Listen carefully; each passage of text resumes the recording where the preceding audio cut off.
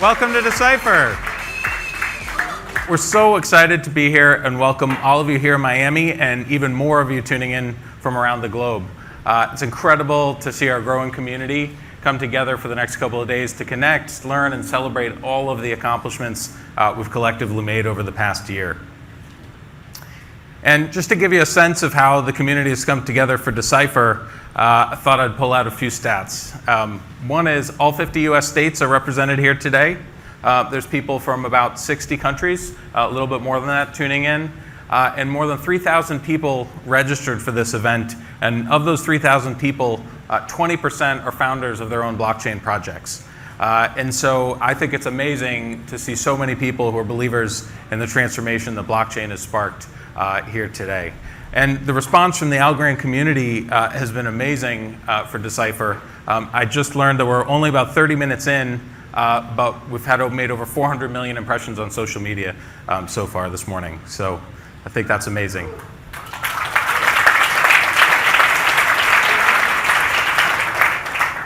And so whether you've been involved in the Algorand ecosystem from very early on or just discovered what's possible with the right tech, thank you again for being here and being a part of the collective journey.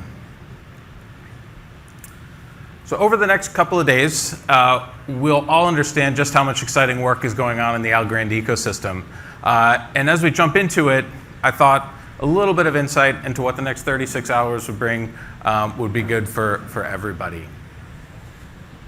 So first, I wanted to reflect a little bit on where we've come. Algorand launched as a public network a little bit over 2 years ago. And since that launch, we've seen hundreds of applications deployed with over 10,000 engaged developers today. And all of that work has yielded more than 15 billion in asset value on chain, more than 4.7 million assets created on chain. And we're seeing around 1.5 million transactions a day. And all that activity has generated about 15 million wallets, 16 million as of yesterday, with almost 500,000 created in just the last week alone. So a lot of acceleration as a result of all the hard work of so many people here.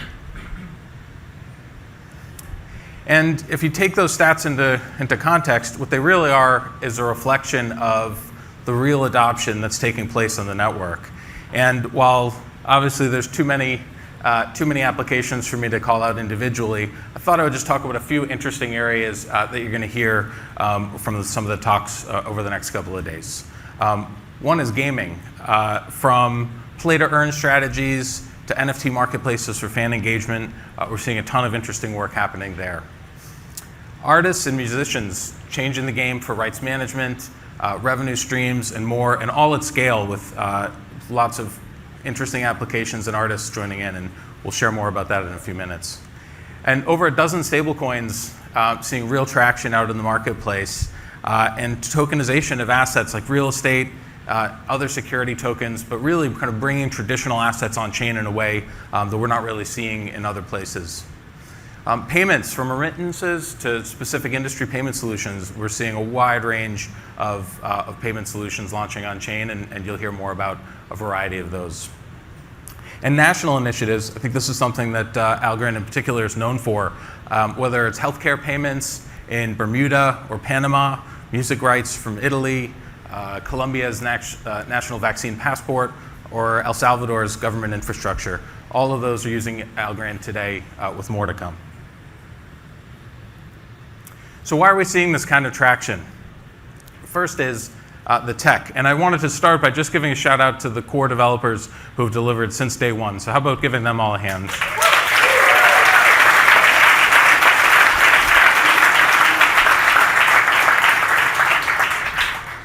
From the beginning, Silvio's vision has been to create a public network that was scalable, secure, and decentralized all at once. And you'll hear more from him in a little while. But that core ethos continues in the work that's being done in the community and ongoing innovation. And excited for you to be able to hear more about that from some folks on the team today. The other thing we're also proud of is that Algorand is one of the few networks that has experienced zero downtime since network launch.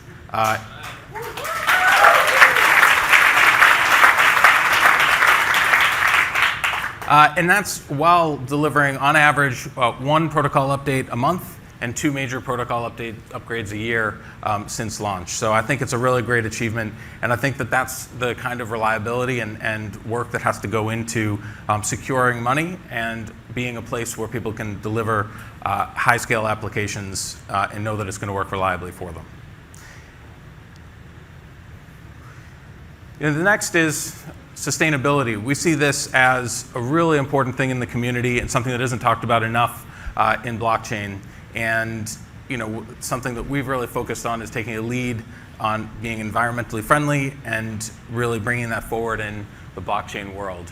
And so earlier this year it was announced that the Algorand mainnet is carbon negative, and we're continuing to focus on really bringing sustainability. And what we're finding is that sustainability is something that's bringing new people to the Algorand community, and I think that that's really exciting. And on that front, I wanted to share 2 specific achievements related to Decipher that we're particularly excited about. The first is the carbon footprint of this event has been offset with credits purchased on-chain through climate trade. And is Fran here?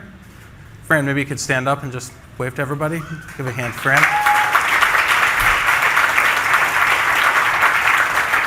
Thanks for your help with that. The second is 8,800 trees have been planted as part of our move to NFTs for tickets for this event. And I think that in addition to the mayor's announcement of Miami deploying PlanetWatch sensors as the first US city, we also have a series of other announcements that you're going to hear about more exciting green initiatives throughout the conference. The third area that we think is really important are creators. Algorand is really quickly becoming the go-to destination for creators across music, art, and media to launch NFTs and create new economic models at scale. Earlier this year, Italy's music rights system minted over 4 million NFTs to enable new economic opportunities for their artists, and they were able to do it over the course of a few hours for about $2,000 in transaction fees, and that really wouldn't be possible anywhere else. Or just recently, an Algorand sold for more than $200,000, and so, which is, yeah, I think that's great. And speaking of Algorand, a huge thank you for making all the unique Algo Gator NFTs that everybody got as their admissions ticket today.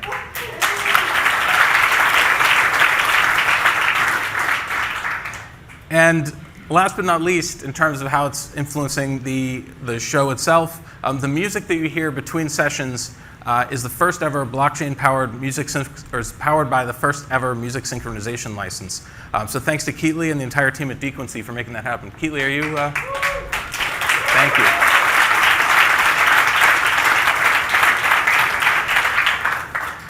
And you'll be hearing more from Keatley in a little bit. So I think they're doing some really exciting work.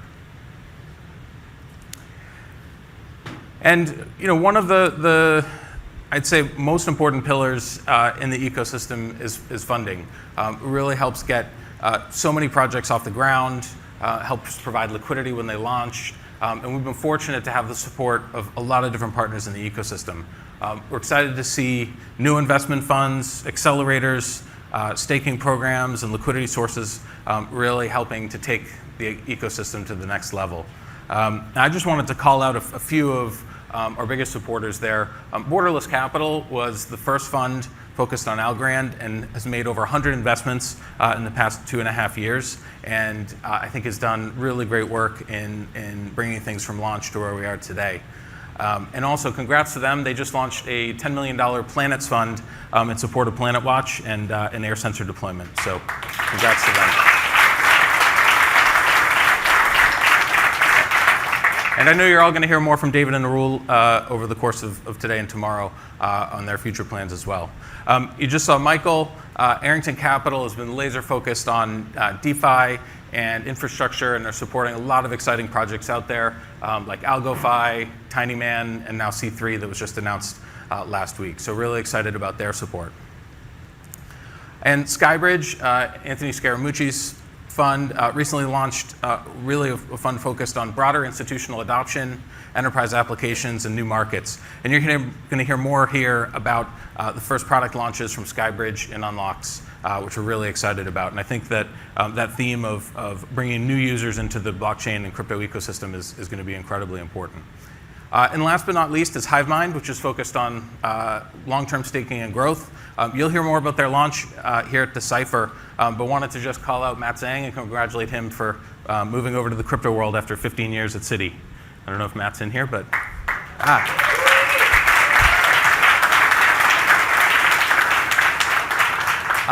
and all told, across all of those the different people and accelerators, there's over $2.5 billion being put to work in the Algorand ecosystem today, which I think is really exciting and is helping drive scale. And the last point here is, we think that the intersection of traditional finance and DeFi is incredibly important. Today, less than 1%, in fact, it's closer to maybe 0.5% of the world's internet users also use decentralized apps and tools. And as that user base scales, the need for composable, secure, and truly decentralized layer 1 networks is going to continue to grow with it. And Algorand is really the only layer 1 that's bridging old and new models together and pulling new users into the blockchain ecosystem.